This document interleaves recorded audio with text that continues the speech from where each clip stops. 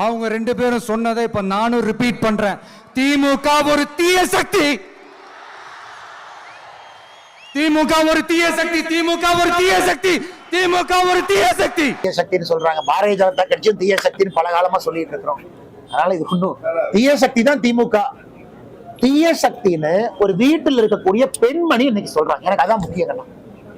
இந்த cinema star சொல்றாங்க, பெரிய அரசியல் தலைவர் சொல்றாங்க, பெரிய ஒரு உயரத்துல இருந்து சொல்றாங்க. வீட்டில் இருக்கக்கூடிய ஒரு சாதாரண பெண்மணி, வீட்டில் இருக்கக்கூடிய மிடில் கிளாஸ் ஒரு பெண்மணி, அவங்க இன்னைக்கு திமுகவை தீய சக்தின்னு சொல்றதை நான் கேட்கிறேன்.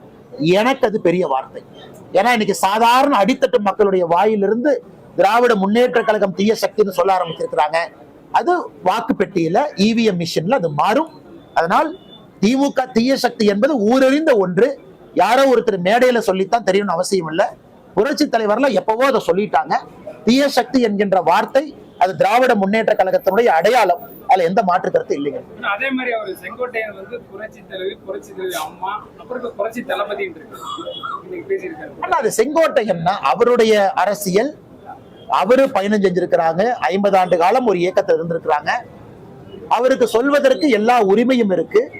யாரை வேண்டுமானும் தலைவராக அவர் ஏற்றுக்கொள்ளலாம். நேத்து ஒருத்தர் தலைவராக ஏற்றிருக்கலாம், இன்னைக்கு அவங்களே தலைவராக அவர் வச்சுக்கலாம். ஆனா செங்கோட்டையனை பொறுத்தவரை அண்ணனை எங்கேயும் நான் குற்றம் சுமத்த மாட்டேன். காரணம், வேறு கட்சியில் இருக்கிறாங்கிறக்கா அப்படி நான் மாத்தி பேச முடியுமா? நான் தவறா போயிடும், நானும் சராசரி அரசியல்வாதி ஆயிடுவேன். ஆனா செங்கோட்டையனை பொறுத்தவரை அவருடைய அரசியல் அவர் பண்ணட்டும்.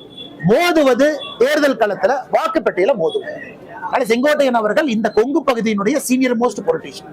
இன்னைக்கு கொங்கு பகுதியினுடைய சீனியர் மோஸ்ட், என் தமிழ்நாட்டிலே இன்னைக்கு one of the senior most பொலிட்டீஷியனா 50 ஆண்டு காலம் சட்டமன்றத்தில் இருக்கிறாங்க. அது சாதாரண ஒரு வேலை கிடையாது. அதனால அரசியல் அனுபவத்தை நான் கொச்சப்படுத்த விரும்பல. அந்த மனிதர் ஒரு முடிவு எடுத்திருக்கிறாரு, ஒரு அரசியல் களத்துக்கு போறாரு அப்படின்னா யோசிச்சுதான் ஒரு முடிவு எடுத்திருப்பாருங்க.